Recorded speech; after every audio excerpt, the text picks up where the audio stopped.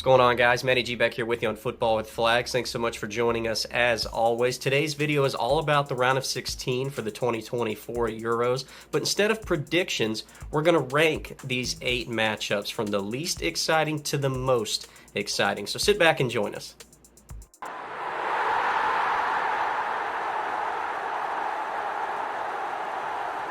Now, of course, before we get to these rankings, we wanted to share a few different factors that we looked up, and the first being the win probability differential amongst the teams going into their tie. Now, the biggest difference is, of course, Spain against Georgia, 74% between the two sides. Spain heavy favorites on paper, and obviously they should be, considering how well, though, Georgia has played. Spain, very dominant team, but at the very top, we've got Italy and Switzerland at just a 12% difference, a very exciting fixture going into this round. There in second is Austria and Turkey, France and Belgium in third, Germany and Denmark fourth. But interestingly enough, still some high percentages for some of those matchups in the middle to the bottom of this list, considering how tight and competitive the entire group stage was across the tournament. The next factor we wanted to share was the ranking differential amongst the teams going into their tie. And a lot of things stay the same at the bottom of this list, but a few things move around at the top. Of course, between Georgia and Spain is still at the bottom. 66 teams separate them in the world rankings, 51 between Portugal and Slovenia. But things start to get tight there with England and Slovakia, Netherlands and Romania, both just 30 teams between those two sides. But then at the very top, France and Belgium take the top of this list with just one. Of course, Belgium's still ranked third despite really not performing like a top 5 team in the world as of late. Germany and Denmark up there as well, very close, along with Italy and Switzerland. Now, of course, a few things we wanted to take into consideration when making this list was the competitive atmosphere, the storylines, along with just how a neutral fan is going to look at each of these games.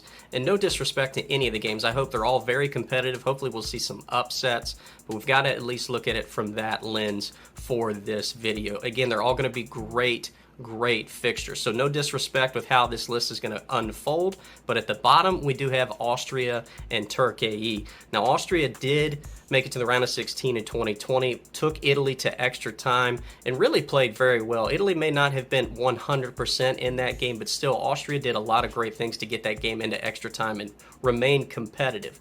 The last time Turkey was in the knockout stage, they went to a semifinal in 2008. The problem, though, I have with Turkey right now is that they've only had 3 clean sheets in their last 13 games. Austria, meanwhile, have only lost 2 games in their last 13, and those games were against France and Belgium. Of course, France being in the group stage, and they lost by an own goal, so we're very competitive in that.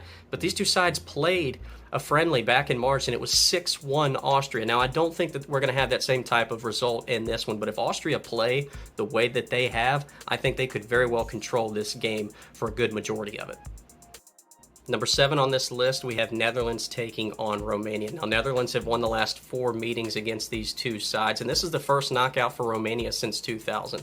While they have had some impressive results and a very good result against Ukraine to help get them to this point, they haven't been able to beat a lot of top-tier teams in Europe for quite some time. Really, their best result since has been a win against Switzerland. Meanwhile, on the other side for Netherlands, they haven't lost a lot of games recently. Their only losses have been to France, Germany, and Austria, of course, during the group stage. But again, Austria are playing out of their mind at the moment. Keep in mind, the last time Netherlands won this competition was in 1988, the last time Germany hosted as well. Also, Netherlands still trying to avenge that loss they had in the round of 16 in 2020 to Czechia with the red card. Pretty much just spoiled their entire party, any chance of getting through. Hopefully this is a very competitive game, but it still feels like it's very one-sided. At number 6, we have Spain against Georgia. And while it is the most lopsided on paper, it's still very impressive considering what Georgia have been able to do. This is their first ever major tournament, their first ever knockout appearance, and then they go on to beat Portugal, which just so happens to be the biggest upset in Euro history. So this had to be up the list just a little bit. But at the same time, Spain are in dominant form, and they are looking very well. Won the Nations League last year. Really just trying to return to glory in some of the unbelievable years that they had about a decade ago. And for Spain, they have yet to concede a goal as well. Very impressive in possession. Obviously, Georgia are going to try and get them on the counterattack and in space, but I'm not sure Spain are going to allow them the chances that maybe some other teams have. enabled them to have during the group stage. A couple of things to keep in mind as well. Spain, the last time they went 3-0-0 during the group stage was 2008. They won the Euros. The last time they had Italy and Croatia in the same group as them during the Euros was 2012. What did they go on to do? Won the whole thing again. I'm just saying. All right, number 5 on this list, we have Portugal and Slovenia. And I know what some people might be saying, this really isn't that sexy of a tie, but the only reason it's this high up on this list is because Slovenia were able to take down Portugal in a friendly earlier this year 2-0. Now again, it is just a friendly. Portugal didn't have their A side, as well as they didn't have their A side against Georgia, but nevertheless, form matters. And when you come out of a game where you lose 2-0 against a team in the biggest upset of an entire competition's history, that still is in the back of your mind, regardless who is on the field, especially considering, again, that Portugal didn't have most of their starting lineup in the first 2 games. Hopefully they'll continue that good form through those games, and they're going to have a lot of possession during this. Slovenia are going to have to attack through set pieces, throw-ins, etc., and on the counter when they find space. But still, it's something at least worth noting. Now, Slovenia did tie all 3 games during the group stage. They struggled to score, but again, when they had those set chances, they try to take advantage as much as possible. And interestingly enough, too, they're playing the side Portugal, who also drew all 3 of their games in 2016 and would go on to win it. Now, again, Slovenia wasn't the only side to draw all 3 games, but we'll get to that later on with another fixture.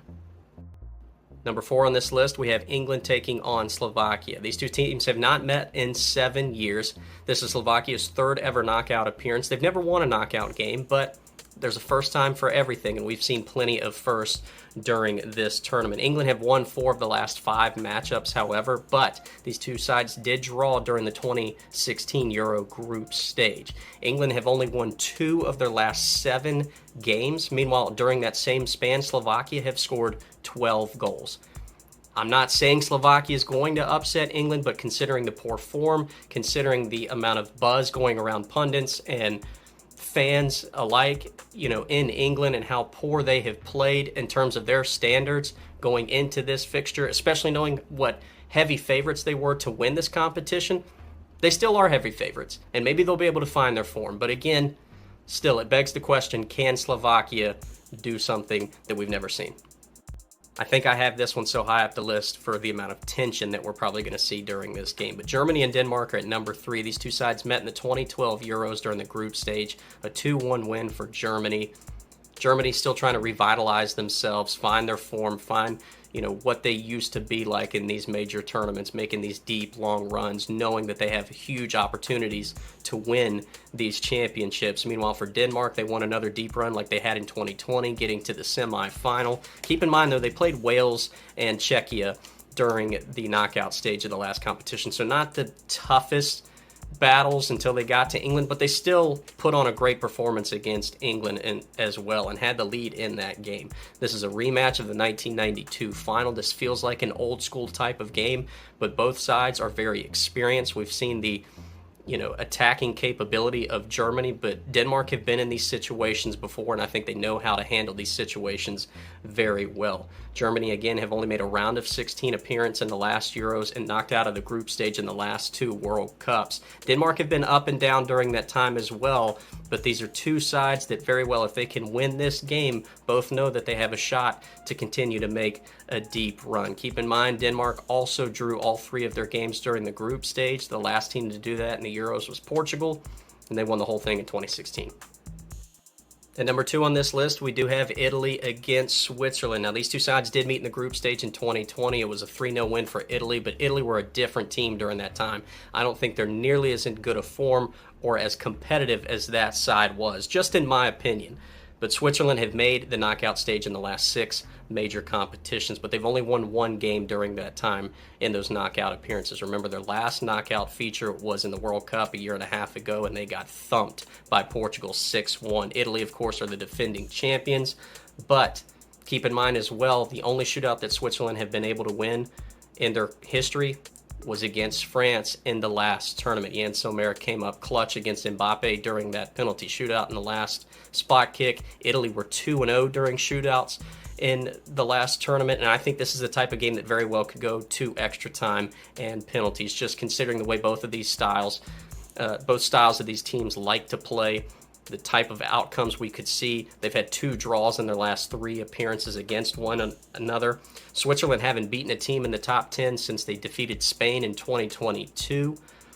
But again, we know what Shaqiri can do when he puts on a Swiss uniform. We know how Xhaka can pull the strings for Switzerland as well. They've got a lot of great talent and experience across the board with the Kanji, Sommer, Rodriguez, and others. Italy have Donnarumma, who's been able to stand on his head at times during this tournament with some great saves. But can Italy put the ball in the back of the net? Can they continue to be clinical? Or can Switzerland capitalize on some mistakes and turnovers that they might be able to give them? I think this is a fascinating matchup. And again, another one of these that whoever wins this, I think gives England or Slovakia a lot of headache in the quarterfinal.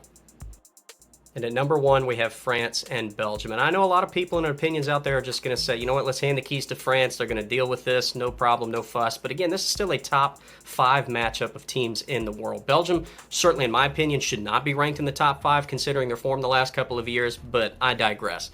Moving forward, this is a rematch of the 2018 World Cup semifinal. Samuel Umtiti being the difference in that game with the header. These two sides met in the Nations League semifinal a couple years back. France getting the better of them as well there. These two sides are very familiar with each other. They've played each other a lot over the years. And again, the big storylines remain. Can France find their form in terms of the attacking third? Can they put the ball in the back of the net? Because their only real goal is a penalty thus far. For Belgium, can they put at least a string of form together because they've been so inconsistent through group stages and knockout runs in major tournaments? And could this be the last time that we see Kevin De Bruyne, Lukaku, and some others, Carrasco? It's just a lot going on in this game against two sides that are some of the best in the world with some of the most talented players, club and internationally wise. Now, again, Belgium have never made it past the quarterfinals, even though they have won their last 4 round of 16 games that they have played in terms of major tournaments. France, again, are trying to redeem themselves from 2020. This team's come off of a World Cup title along with losing one in 2022, and we all thought that they were the huge favorites in 2020, and they failed in that department. Can they at least make up ground off of, some poor history there? Can Belgium again be one of these sides that have been one of the best of the last decade but have really nothing to show for it in terms of hardware? Can they at least make a push forward and get to a quarterfinal? We'll have to wait and see. But again, a lot of great talent across the field. I think France are going to control this game in a lot of ways, but it's just a question of whether or not that they can be clinical, or can Belgium, punish them for their mistakes. We'll have to wait and see. Well, guys, as always, thanks again so much for watching. Make sure you hit that like and subscribe button if you haven't already done so. And let us know down in the comments what matchup you're looking forward to the most. Heck, rank all of these yourselves if you would like. Also, I would recommend you go over to the community page. We put all of the round of 16 matchups there and poll questions for you to predict who you think's going to advance. Would love to see what everybody's thoughts are there as well. But until next time, guys, I hope you have a great day, and we'll see you soon.